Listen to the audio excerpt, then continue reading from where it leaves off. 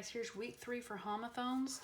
Down at the bottom, you have the C, as in the sea is rough, water. Okay, the other C that we've talked about is I see you. Another one that we have is hour and hour. This one is talking about something people have, and this one is the time. It's like the hour is 7 o'clock. Okay. On 2, you have 1, 2, 3 different 2s this week. Okay, so be careful. This is the 2 as in the number, and this is the 2 when you mean it as also. And this one is usually the one that we see the most. I'm going to the grocery store. We have the word wear and wear, location, and something you're wearing on you, okay? You have here and here. The way I remember these is this here, as in I hear you, has the word ear on it, okay? And this is your location. These next 2, it's and it, can be confusing, but this one, it stands for it is, and this one stands for it's one thing, okay? It's standing for the pronoun of something. So if it makes sense in a sentence, as if you can take it and make it it is, instead of just it's, then this is the one you want, okay? This is just the pronoun of something. All right, so number 1, will you go with me to the bank? Number 2, I need to wear my jacket today because it's going to be cold. My dad would like to go to the bank too. Here is the homework I completed last night. My cat just had 2 kittens. Did you hear what the principal said during the announcements? I don't know where I left my shoes. Number 8, it seems like the radio station plays the same song every hour. Number 9, it doesn't look like it's going to rain. Number 10, the sea turtle slowly walked out of the water. And number 11, the dog chewed on its toy. Okay? All right, now, you have some more sentences this week you need to write. It'll be on the back of this page, and these are the rest of them, okay? There is talking about people there. Their shoes were left in the hallway, okay? Something possession. Road, this is the one like you rode the bus to school. This there is the location, and it has here in it. C as in water. This one stands for they are. So in your sentence, it has to, if you use the words they are, then you use the contraction there when you write it, okay? Son as in a boy. Write when you're writing your letters, okay? And nose as on your face. So you have to use these in a sentence correctly. On this one, you are going to practice using your conjunctions, guys, which are for, and, nor, but, or, yet, or so. And you're going to make those compound sentences, okay? So if we go back and we look, they've given you an example.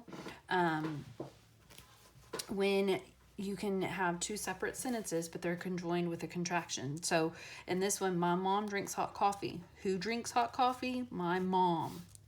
What does your mom do? Drinks hot coffee. I prefer iced coffee. Who prefers iced coffee? I prefer iced coffee. Who prefers I prefer what? Iced coffee. Okay, so these are 2 independent sentences, but they're conjoined with a conjunction with the word but and a comma. Okay, so on these, you're going to combine the 2 sentences to form a compound sentence using one of these contractions. So they've given you the 2 sentences. You have to choose the one that makes sense. My mom is a doctor, for my dad is an artist. My mom is a doctor, and my dad is an artist. My mom is a doctor, nor my dad is an artist. My mom is a doctor, but my dad is an artist. My mom is a doctor, or my dad is an artist. My mom is a doctor, yet my dad is an artist. My mom is a doctor, so my dad is an artist. I'm going to choose the word and, so we're just going to write the first sentence. My mom is a doctor, and, don't forget your comma, my dad is an artist. Period. Okay, I've joined them with my conjunction and my comma. All right. You're going to do the same thing with these 2. I'm going to read them, and you have to go back and choose which one and rewrite them, okay? I want an expensive pair of shoes. I am saving my money. So right here is where you would need that conjunction. Dad didn't look convinced. He handed Peter the money anyway. That's where you need the conjunction. Most things don't scare me. Taking in front of a large group of people Most things don't terrify me. Talking in front of a large group of people terrifies me. So you need the conjunction there. Okay? All right, down at the bottom, you're going to add the missing comma, okay, to the following sentences. There may be some sentences that do not need any commas. So when we look at these, I'm just going to read the sentence, and you're going to, if you think of where the conjunction is, okay, then usually the comma goes before that. But if it's not two independent sentences, but it has a conjunction, it doesn't need a comma, okay? So that's what you have to ask yourself. So on number 1, it says, my older sister had a baby, so now I am an uncle. If I read it as, my older sister had a baby, that's a sentence. Now I am an uncle, that's a sentence. So that's why it's a conjunction and it needs a comma, okay? There is a set of triplets in 2nd grade and a set of quadruplets in 5th grade. So find the conjunction and see if it's two separate sentences, and if it is, it needs a comma. Mr. and Miss Graham are so nice to all of the kids in the neighborhood. So find the conjunction and see if before it's a complete sentence and see if after it's a complete sentence. If it is, that means you have two sentences and you need a comma. If not, it doesn't need one. Number 4, she wore an apron over her clothes and tied a scarf around her hair. Again, if it's two sentences, you need a comma. If not, don't worry about it. Number 5, Joel wished he could help the elderly lady find her way to the church, but it seemed as though he was just as lost as she was. And number 6, Mom refuses to buy juices and sodas, but she does buy us chocolate milk occasionally. All right, and then I'm going to skip all the way back to the back where it says superhumans, and these are just quotation marks, okay? And we've done this a lot in class. So add a comma to separate the tag and then the opening and closing quotation marks to the sentences. Okay, so the example is Joseph asked, what kind of movies are your favorite? Joseph asked, so that's who's talking. And what they said usually starts with a capital letter, okay? So capital letter to the punctuation is in quotation marks. Number 1, it says, Joseph exclaimed, I love superhero movies. Who's talking? Joseph, and he exclaimed, comma, and then capital letter in quotation marks to the punctuation. Remember, quotation marks go after the end punctuation. Number 2, Melissa agreed. So do I, and the Superman movies are my favorite.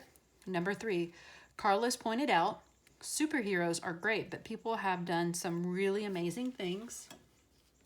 4, Maria asked, like what? Number 5, Carlos replied, well, Lauren lifted a BMW car off her dad when the jack that was holding up slipped and left him pinned under the vehicle. 6, Joseph said, speaking of cars, did you know that John Evans balanced a 159-kilogram Mini Cooper on his head for 33 seconds? 7, Melissa exclaimed, that's amazing, all right, but did you hear that Alex Veneral held his breath underwater for 24 minutes? Number 8, Naya added, I read that Patty Doyle did 1,940 one-handed push-ups in 1 hour.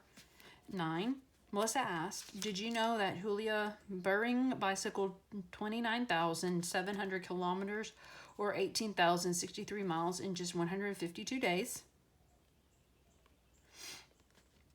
That's by far a biking around the world.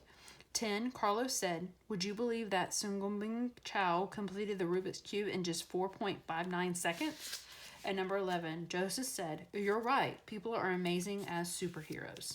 Okay, so that's that. And then here you should be finishing up your main idea, your rough draft, and then now you need to make sure you have your final copy, and make sure, guys, that when you're writing, especially on your final copy, that you are indenting your paragraphs, okay, so that she can tell how many paragraphs that you have.